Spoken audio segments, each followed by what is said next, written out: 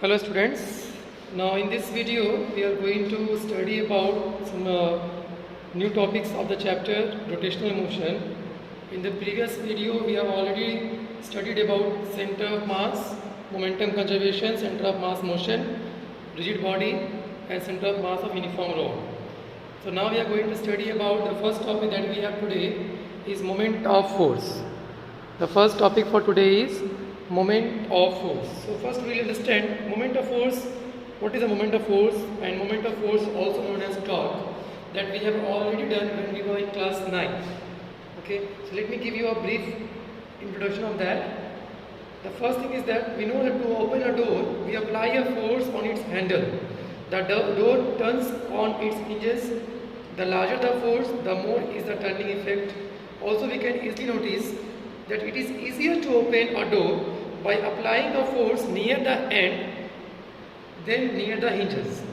This is because the turning effect of the same force is larger when its distance from the axis of rotation is more. Now the turning effect of force is called moment of force, and it depends on two factors. The first one is what? The magnitude of force, and second one is what? The perpendicular distance of the line of action of the force from the axis of rotation. And it is also called lever arm or moment arm. So what we know now, that moment of force or torque depends on mostly two factors. The first thing is that amount of force. If the force will be more, the moment of force or torque will be more. And if the distance of the force, perpendicular distance of the line of force from the axis of rotation will be more, then the moment of force or torque for the same force will be more. And now what is torque, sir? The torque or moment of force is also defined as a turning effect of the force about the axis of rotation, and it is measured as the product of magnitude of the force and the perpendicular distance between the line of action of force. If you want to measure torque, so torque will be equals to product of distance, perpendicular distance and the force. Okay, so this is done. What will be the unit of torque? It will be simply Newton meter. The moment of force is taken as positive. The turning tendency of the force is anti-clockwise, and negative if it is clockwise. So this is done. After that we have a topic rotational equilibrium. So what is the meaning of rotational equilibrium? So either we go for rotational equilibrium or we study the principle of moments. That will be the same thing. So when a body is in rotational equilibrium, the sum of all anti-clockwise movement about any point is equal to the sum of clockwise moment about that point, or the algebraic sum of moment about any point is 0. This is called principle of moments. Okay, you can see here, suppose this is an object and this is a rod which is turning about this point. This force F1 is applied at distance d1, F2 is applied at distance d2, F1 will apply here clockwise motion and F2 will apply here anti-clockwise motion. But according to principle of moment, the rotational this system will be in rotational equilibrium if the moment of this force is equals to moment of this force, which means that anti-clockwise torque is equals to clockwise torque. Okay, so this is called principle of moments. Now we have what is couple. If there are two, you can see here, if a pair of equal and opposite forces acting on a body along two different line of action constitute a couple. A couple is also having a turning effect, but both the forces are producing a turning effect in the same direction. So what is couple? A pair of equal and opposite forces acting on a body along two different line of action constitute a couple. A couple has a turning effect, but no resultant force acts on a body. To measure the couple also, we have the same kind of formula. This is the product of any of the force, because both the force is same. Product of any of the force and the perpendicular distance between the two forces. So we can write here that for this system the moment of torque will be force into d1 plus d2. The force, any force, and the perpendicular distance between the force, that is d1 plus d2. This is done. After that, the next topic that we have is angular momentum. What is angular momentum that we need to study now? Whenever we say angular, it means it is somehow related with the rotational motion. Now we are talking about angular momentum, so the momentum related with the rotational motion.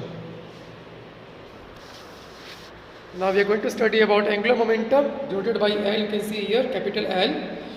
We know in linear motion, the linear momentum of a body gives a measure of its tendency of its translatory motion. Analogous to it, in the rotational motion, the angular momentum gives a measure of the turning motion of the body. The angular momentum of a particle rotating about an axis is defined as the moment of linear momentum. If we say moment of anything, suppose if I am telling you moment of velocity, then you should multiply the velocity with the perpendicular distance, okay, from the axis of rotation. If I tell you moment of momentum, then you should multiply the linear momentum with the perpendicular distance from the axis of rotation. Here we are defining angular momentum, and I repeat again, the angular momentum of a particle rotating about an axis is defined as the moment of the linear momentum, moment of linear momentum of the particle about that axis. So if you are saying moment of linear momentum, what does it mean? That linear momentum into the perpendicular distance. You can see here, this is linear momentum, this is a perpendicular distance. It will be L mbr, L equals to mbr, and we know that V equals to r omega, which is application of circular motion, where omega is the angular velocity. When we are studying about angular momentum, then we must write the formula in angular terms. So V is a linear velocity, so we need to write here angular velocity. That is why we have converted V equals to r omega. So it will be r m r square omega. Angular momentum will be equals to m r square omega. So this is done. What is the dimension of angular momentum? Dimension of angular momentum will be the dimension. What was it? Is mbr. So for m we will write m. For velocity we will write lt minus 1, and for r we will write l. So it will be ml square t minus 1. This is the dimension of the angular momentum. SI unit of angular momentum is kilogram meter square per second. CGS unit will be gram centimeter square per second. So these are the things which is related to angular momentum. Again I am telling you, moment of angular momentum means linear momentum into the perpendicular distance of the point of application from the axis of rotation. Okay. Now the next thing that we have, that we need to prove something. Law of conservation of angular momentum. Before going for law of conservation of angular momentum, can we do anything else? Now here according to law of conservation of angular momentum, what will be the thing? According to law of conservation of angular momentum, if there is no external torque acting on the system, then the total angular momentum of the system will remain conserved. Because we have law of conservation of momentum, which we say for linear momentum. Similar law will be for angular momentum also. As we have law of conservation of momentum, that in that what we know, the total momentum, linear momentum of the system remains conserved if there is no external force acting on the system. But here we are not talking about force, because here the case is different. Here we are not talking about linear motion. We are talking about rotational motion, and we know that in rotational motion the force becomes torque. So if no external torque is acting on the system, then the total angular momentum of the system will remain conserved. This is the law of conservation of angular momentum. We will see later on also, we will see the application also. But before that, we have one more thing, which is relation between torque and angular momentum. I repeat myself, relation between torque and angular momentum. that we can show here. So to show the relation between torque and angular momentum, you can see here I have written torque equals to R cross F, because we know that torque is a vector quantity and is a cross product of force and perpendicular distance. And we also know that angular momentum L is equals to R vector cross P vector. So if L equals to R vector cross P vector, if we are differentiating both sides with respect to time, then what will happen? Differentiating both sides with respect to time, it will be dl by dt, it will be d by dt R vector cross P vector. Now to differentiate here, we will apply UV method. What is UV method? You first keep this unchanged and do the differentiation of this, then keep this unchanged and do the differentiation of this, keeping a positive sign in between. So this is what I am doing here. dl by dt, this will be dr, r will be taken outside, we are unchanged, we are doing the differentiation of dp by dt, p unchanged, dr by dt. This is what? This is dp by dt. What is p here? P is a linear momentum. What is dp by dt? According to second law of motion, we know that F equals to dp by dt. That we know. So we will put here R vector cross F vector, and here it is what? Distance by time. This is what? Distance by time is what? Velocity. So dl by dt equals to R vector cross F vector plus V vector cross P vector. Okay. Now what is P cross V? Now this P cross V, you can see I am writing here 0. Why this P cross V is becoming 0? Because suppose if I write here V vector cross P vector, then what is P? P is a momentum and the formula is what? mv. So it will be V vector cross mb vector. So this m is a scalar quantity that should be taken outside. It will be V vector cross B vector. You can see here we are doing the cross product or vector product of two equal vectors, and we know the cross product or dot product of two equal vectors are always 0. So this will become what? 0. This is why it is 0. So what is the relation coming here? The relation is dl by dt is equals to torque. That is a rate of change of angular momentum is equals to torque. So this is analogous to this one. The rate of change of linear momentum is equals to force. So the rate of change of angular momentum will be equals to what? Rotational force, which is what? Which is torque. This is done, I guess. So we have finished angular momentum now, and we have seen the relation between angular momentum and torque. Okay, so the next topic that we have according to the syllabus is law of conservation of angular momentum. But I think before studying that law of conservation of angular momentum, we must know what is moment of inertia. Because when we will apply that law of conservation of angular momentum, at that time the knowledge of moment of inertia should be there with us. So it will be better if we study first what is moment of inertia. So what is moment of inertia? Moment of inertia is simply the product of mass and the perpendicular distance, square of perpendicular or square of distance only we can say. According to Newton's first law of motion, every body continues in its state of rest or of uniform linear motion unless an external force acts on it to change that state. This inability of a body to change by itself the state of rest or of linear uniform motion is called inertia. We know. Now what is moment of inertia? Okay. I told you whenever we are studying about moment of inertia, moment of anything, we need to multiply that with the perpendicular distance.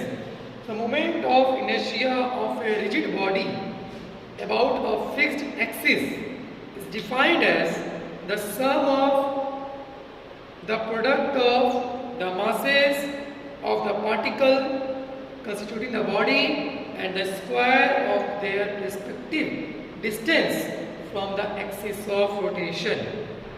You can see here one body is there which is rotating around this axis, z axis, with an angular velocity omega. This is axis of rotation. For our comfort, we are taking 3 particles here, m1, m2 and m3, which is at a distance r1, r2 and r3 from the axis of rotation. This is the perpendicular distance, moving with v1, v2 and v3 linear velocity. So if I am finding the moment of inertia of this body, then what I need to do? The moment of inertia will be the sum of the product of what? The sum of the product of the mass of a particle and the square of the distance of that particle from the axis of rotation. So this will be m1 r1 square for the first particle, then plus m2 r2 square for the second particle. Similarly, if there are n number of particles, it will be mn rn square. So like this, you can see here, this is known as what? Moment of inertia. We want to give us general formula for that. Suppose we don't know that how many particles will be there. So to do that, we will give a sign here. This is sign of summation, and we will write here mi ri square. You can see this is the form of all the term. Mi ri square. m1 r1 square you go for, m2 r2 square, m3 r3 square. So if you don't know what is the number of particles, that is why we are writing here mi ri square. And what can be I there? I is having any value from 1 to n. If the number of particles is 5, it will be from 1 to 5. If the number of particles is 6, 1 to 6. Number of particles 100, then 1 to 100. Okay? And suppose if there is number of particle 8, we write here 1 to 8. So this is the general formula of moment of inertia. And what is the unit now? Unit will be kg meter square. We can write kg meter square, or if we go for momentum, m L square is no t. So this is what? This is moment of inertia. So moment of inertia is done. After that, we need to study that what are the factors on which the moment of inertia of the body depends. The moment of inertia of the body depends on the mass of the body, size and shape of the body, distribution of the mass about the axis of rotation, position and orientation of the axis of rotation with respect to the body. Okay, if you want to ask about the significance, the mass of the body resists a change in its state of linear motion. It is measure of its inertia in linear motion. Similarly, the moment of inertia of a body about an axis of rotation resists a change in the rotational motion. The greater the moment of inertia of a body, the greater is the torque required to change its state of rotation. Thus, moment of inertia of a body can be regarded as the measure of rotational inertia of the body. The moment of inertia of a body plays the same role in the rotational motion as the mass plays in linear motion. That is why moment of inertia is called the rotational analogous of mass in linear motion. This is the physical significance of the moment of inertia. Okay. And what are the practical applications? In a bicycle, bullock cart, etc., the moment of inertia is increased by concentrating the most of the mass of the rim of the wheel and connecting the rim to the axle to the spokes. Even after we stop pedaling, the wheels of a bicycle continues to rotate for some time due to their large moment of inertia. After that, we have a relation. That what is the relation between rotational kinetic energy and the moment of inertia? The relation will be what?